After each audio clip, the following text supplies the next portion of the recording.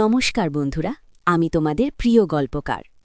আজ আমি তোমাদের এমন এক গল্প শোনাব যা হয়তো তোমরা এতদিন শোনোনি, যা তোমাদের মনের গভীরে এক আলোড়ন সৃষ্টি করবে। এই গল্পটি একজন নাম প্রকাশে অনিচ্ছুক ফলোয়ার আমাকে পাঠিয়েছেন, তার জীবনের এক গোপন অধ্যায় যা আজও তাকে তাড়িয়ে বেড়ায়। গল্পটি শেষ পর্যন্ত মন দিয়ে শুনবে, কারণ গল্পের কোনো এক ফাঁকে আমি আমার ব্যক্তিগত ইমো নাম্বারটি দেব, তাই নাম্বারটি পেতে হলে পুরো গল্পটি মনোযোগ দিয়ে শুনতে হবে। আজকের গল্প শুরু হচ্ছে প্রায় বছর 10 আগের এক মেঘলা দিনে বর্ধমান জেলার এক ছোট্ট শহরতলির সম্ভ্রান্ত মুখার্জি পরিবার। যৌথ পরিবার, যেখানে স্নেহ, ভালোবাসা আর চাপা টেনশনের এক অদ্ভুত মিশেল। পরিবারের বড় ছেলে আমাদের গল্পের প্রধান চরিত্র অরিন্দম মুখার্জি, বয়স প্রায় 40। থাকেন তার স্ত্রী, 2 ছেলেমেয়ে আর বাবা মায়ের সঙ্গে। মেজ ছেলে অর্থাৎ আমাদের গল্পের আরেক প্রধান চরিত্র অনিক মুখার্জি, বয়স 33। সেও বিবাহিত। তার স্ত্রী আমাদের গল্পের ছোট বৌমা তনিমা, বয়স 25। তনিমা এই পরিবারের নতুন সদস্য। মাস 3 হলো তার বিয়ে হয়েছে। অনিক পেশায় একজন ব্যবসায়ী, প্রায়ই তাকে বাইরে থাকতে হয়, তাই বাড়ির গুরুদায়িত্ব বিশেষ করে অরিন্দমের ওপর একটু বেশি। ঘটনাচক্র এমন এক মোড় নেয় যখন অরিন্দম আচমকা জ্বরে আক্রান্ত হন। প্রথম দিকে সাধারণ জ্বর মনে হলেও দুদিনে তা গুরুতর আকার ধারণ করে। ডাক্তার পরীক্ষা করে জানান ডেঙ্গু। অরিন্দমকে সম্পূর্ণ বিশ্রামে থাকতে হবে এবং তার জন্য একজন সার্বক্ষণিক সেবিকার প্রয়োজন। কিন্তু এই ঘন শহরে চেনা পরিচিত মহলে অরিন্দম মুখার্জির মতো একজন মানুষের জন্য হুট করে সেবিকা জোগাড় করা মুশকিল। উপরন্তু পরিবারের মান সম্মান, অরিন্দমের মতো একজন দায়িত্ববান ব্যক্তির অসুস্থতা, এসব নিয়ে সবাই বেশ চিন্তিত। অনিক তখন শহরের বাইরে এক ব্যবসায়িক সফরে। তনিমা বাড়িতে একা। শাশুড়ি অর্থাৎ অরিন্দমের মা কিছুটা বয়স্ক, কিন্তু এখনও বাড়ির সব কাজ সামলানোর চেষ্টা করেন। কিন্তু অরিন্দমের মতো একজন ব্যক্তির সেবা যত্ন করার মতো শক্তি তার আর নেই। এমন সময় তনিমা নিজেই এগিয়ে আসে। সে তার ভাসুরকে সেবা করার দায়িত্ব নিতে চায়। পরিবারের সবাই প্রথমে একটু ইতস্তত করে। অরিন্দমের মা বলেন, বৌমা, তোমার এতে দরকার নেই, আমি দেখছি কি করা যায়। কিন্তু তনিমা নাছোড়বান্দা। সে বলে, মা, এ আমারও দায়িত্ব, আর অনেকটা এলে যদি জানতে পারে আমি কিছু করিনি তবে সে আমায় ভুল বুঝবে। তাছাড়া অরিন্দম দা তো আমারও ভাসুর, তার সেবা করাটা তো আমার কর্তব্য। এই বলে তনিমা নিজের হাতেই দায়িত্ব তুলে নেয়। অরিন্দমের ঘর, তার খাবার, তার ওষুধপত্র সবকিছু সে নিজের হাতে সামলাতে শুরু করে। প্রথম একটু দ্বিধা কাজ করত। একজন নতুন বৌমা তার ভাসুরের সেবা করছে, এ যেন এক অন্যরকম পরিস্থিতি।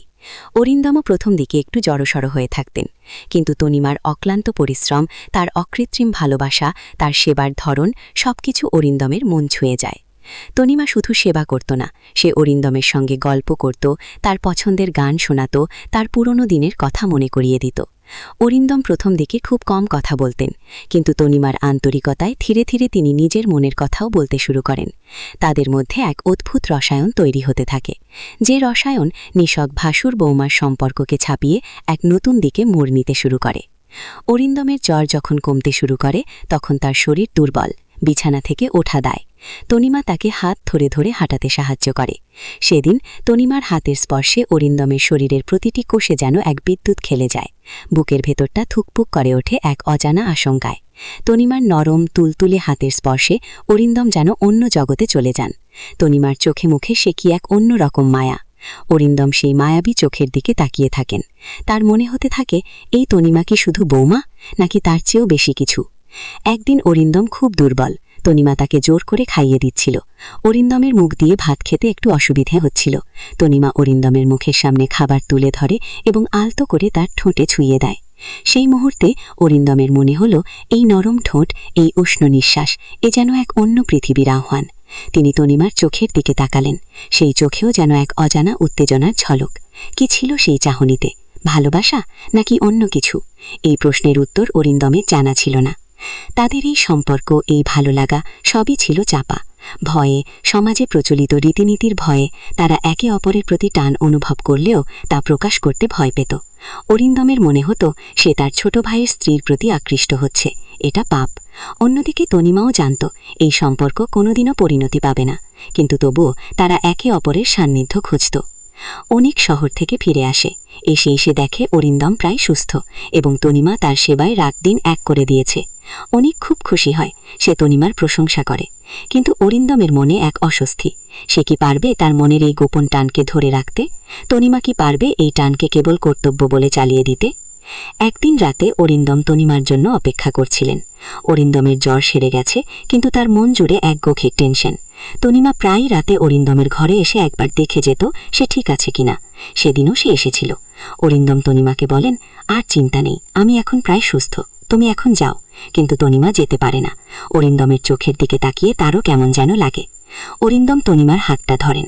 সেই স্পর্শে যেন এক মহাজাগতিক বিদ্যুৎ খেলে যায়। তনিমা চমকে ওঠে, কিন্তু হাত সরিয়ে নেয় না। অরিন্দম নিচু গলায় বলেন, তনিমা, তুমি তুমি কেন এমন করো? তনিমা কিছু বলতে পারে না, তার চোখে জল। অরিন্দম তনিমার আরও কাছে আসেন। তাদের নিঃশ্বাস একে অপরের ওপর পড়ছে। অরিন্দম আলতো করে তনিমার গাল স্পর্শ করেন। তনিমা চোখ বন্ধ করে। এই মুহূর্তের জন্য সেও যেন অপেক্ষা করছিল। কিন্তু কি হতে চলেছে? তাদের এই গোপন ভালো লাগা, এই নিষিদ্ধ টান, তাকে কেবল মুহূর্তের জন্য, নাকি এর পেছনে লুকিয়ে আছে আরও গভীর কোনো রহস্য? সেদিন রাতে অরিন্দমের ঘরে এক নতুন অধ্যায় শুরু হতে চলেছিল, কিন্তু সেই অধ্যায়ের শেষ কোথায় তা কেউই জানত না। হঠাৎ দরজায় টোকা পড়ার শব্দ। তনিমা চমকে ওঠে। কে হতে পারে এই রাতে? অরিন্দম তনিমার হাতটা আরও শক্ত করে ধরে। তাদের দুজনের মনে এক অজানা ভয়। এই ভয় কি ধরা পড়ার ভয়, নাকি অন্য কোনো ভয়? বন্ধুরা, আজকের গল্প এখানেই শেষ নয়। এই গল্পের আরও অনেক কিছু বাকি আছে। তনিমার জীবনে কি লুকিয়ে আছে কোনো রহস্য? অরিন্দম কি পারবে তার মনের এই ফরবিডেন লাভের টানকে দমন করতে, নাকি নিয়তি তাদের অন্য কোনো পথে ঠেলে দেবে? কি ছিল সেই রাতে দরজায় টোকা দেওয়া মানুষটি? অরিন্দম ও তনিমার এই অসম্ভবের অভিসার কোন দিকে মোড় নেবে? আপনারা কি চান এই গল্পের দ্বিতীয় পর্ব শুনতে? যদি চান তবে অবশ্যই কমেন্ট করে জানাবেন। আর হ্যাঁ, চ্যানেলটি সাবস্ক্রাইব করতে ভুলবেন না। পরের পর্বের জন্য অধীর আগ্রহে অপেক্ষা করুন। আমার ব্যক্তিগত ইমো নাম্বারটি পেতে হলে আপনাদের কমেন্ট সেকশনে যেতে হবে। সেখানে আমি কিছু নির্দিষ্ট নিয়ম দেব। সেই নিয়মগুলি পালন করলে আপনারা আমার ইমো নাম্বারটি পেয়ে যাবেন। তাই কমেন্ট সেকশনটি ভালোভাবে লক্ষ্য করুন। পরবর্তী পর্বের জন্য তৈরি থাকুন। এই গল্প কেবল শুরু।